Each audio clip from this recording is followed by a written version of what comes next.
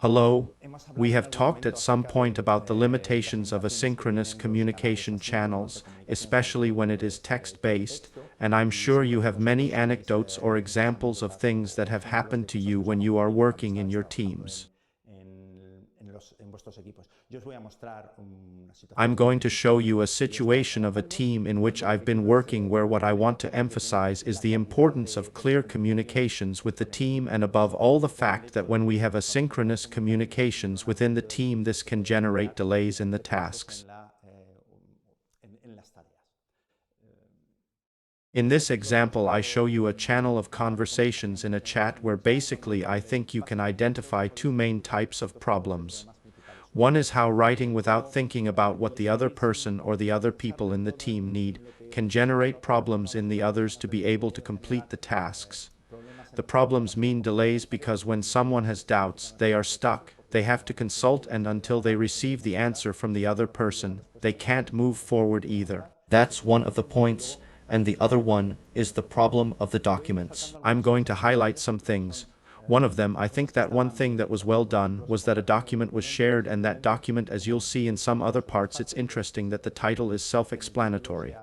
Isn't it? So that you know what this document is going to contain. First of all, because that will allow you to search for it if there are several documents in a list and you can identify which one you want. Not to go opening one after another until you find the one you need, and then also because it allows you to orientate what you are doing in each moment. On the other side, it was also good that the way to share it was on the platform that we were using, which in this case was Teams from Office 365. It also appeared the path or the link to the path where that document was hosted was also shown in the app, although here I've covered it up for confidentiality. That is to say that if this document for whatever reason its hyperlink didn't work, I could navigate through the folders, or all the people in the team could navigate through the folders to be able to find the document where it was. That's a really positive aspect.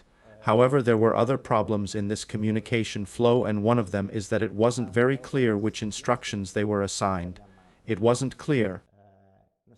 So we were asking for clarifications. In the clarifications it turns out that there was a confusion because it looked like there were 3 rounds, but what was it that we had to complete? The 3 rounds for the date we were told, or just the first round? Or just some of the stages of the first one? So first it seemed to be one thing, then the answer was not clear at all, so we asked for clarification, and I think the important thing here is that this was starting on a 1-day date. It's answered the following day. The question arises when somebody sees it 4 hours later. You have to wait for a reply 1 or 2 hours after you've dealt with the query. In other words, despite the fact that we're going quite fast, they're generating a delay of 1 day. A day and a bit, because it's not very clear until the very end to know what tasks have to be done. And if it serves as an example, in the end it turns out that we didn't have it very clear because we didn't have to do all the activities of round 1, but we had to plan the activities that would be done in the round 1. But one part of the team understood that we had to do the tasks, and we went to the meeting with the tasks done when we should have gone to the meeting to discuss what tasks we had to do together. You can observe that even after this sequence we didn't get to fine-tune things. Later on I will give you some suggestions on how I think this could be solved. And then another thing that also creates a delay is that once you've more or less figured out what you thought you needed to do, we were going into one document. In this document it was quoting another one, and that was a file we weren't able to find in the repository where we had our things. So these would be some of the suggestions that I would make with this particular case, with this example that has been presented before. First of all, when you write a task description or some instructions, do it as if the other person knows absolutely nothing about the matter. Don't assume that they've been to other meetings, and do not think they have the same mental framework that you have, because the reality is that's not going to be the case even if they've been attentive in the meetings. Even if they go through the minutes of the meetings, it's very likely that they don't quite interpret things as you've interpreted them, and that creates different situations of confusion and conflict. I know that describing in this way means that you have to spend a lot more time drafting something from the beginning as if the person doesn't know anything than if you assume that the person is very clear about what you mean and also what you are thinking. But this is precisely what happens when we are working asynchronously in the teams. If this was face-to-face or synchronous, when people have doubts they ask for clarifications and you improvise, that is to say you make a short and synthetic message. If it is not understood, they ask you and you solve it at the moment, but when you are in an asynchronous communication, when you send a message that is not understood, it's likely to lose some time in the process. So you have to spend more time writing the message to make the flow go a little bit faster. Asynchronous has its advantages because everyone connects when it's convenient for them, but it has a small disadvantage because you have to invest some time so that when this is done it flows properly. That is to say, you have to take more time to prepare that message. This is one thing. The next suggestion has to do with the documents, where they are, how we use them. I think it's a very good practice working with teams that you use a document repository. This document repository has to have some features.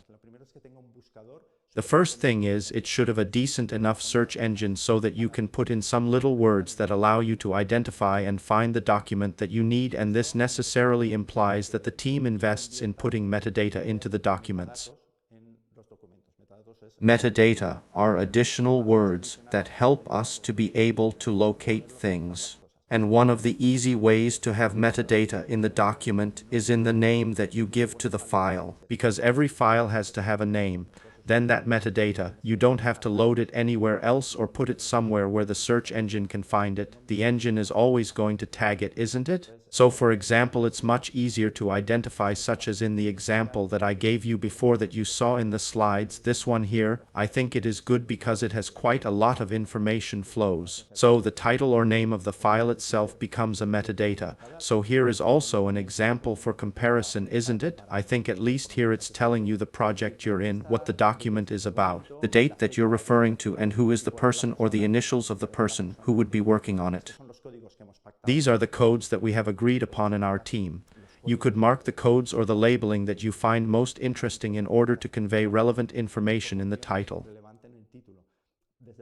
Of course, this is much more intuitive for the people in my team to understand this part up here. Then this one here, that is a generic dedication template. For what? But what month? Of which people is the staff? And how do you differentiate? If all the people in the team, and there are 9 people, if they are making similar documents, each one for one person, where you would change the final part of the initials, would give this kind of templates. There's one person who has to relabel them or then reclassify them, because otherwise they wouldn't know which documents are which and how to order them, how to use them afterwards. So, keep a file naming structure shared by the team, and adhere to that structure so that it's easier to locate later. And then there's another aspect that I think is also relevant, and that is that it would be very interesting to have a unique link that refers to the documents. A link, so when you follow that link it sends you to the latest version of the document. So we should have versioning in a repository rather than other very common messy things usual in the teams that I'm involved in, and that often make me a bit desperate. I don't know how it works in your teams and how you perceive it. But those documents starting with the document name version 1, then the same document name version 2, then the final version, but you find out that it is the final version 1. Because it wasn't as final as you thought. And then the final version 2, and then the definitive final version, and then the final version, and then the final version with some names of the people who reviewed it.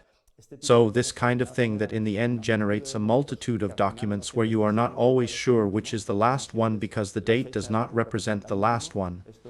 This is very complicated for me, and I think it would be much better to have a pointer, a route where you say where the last document is, and that is the one on which all the people in the team are versioning.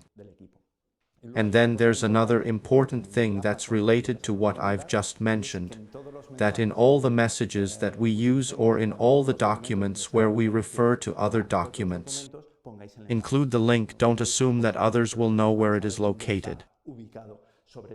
Especially when you have a structure of folders nested inside each other.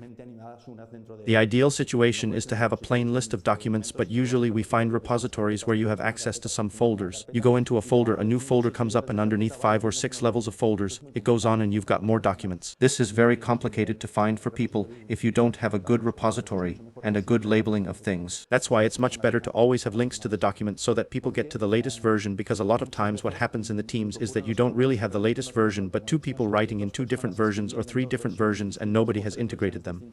All this generates a lot of confusion. It's much easier to work when you have one file with one link, and that link is where everybody goes to edit or modify things.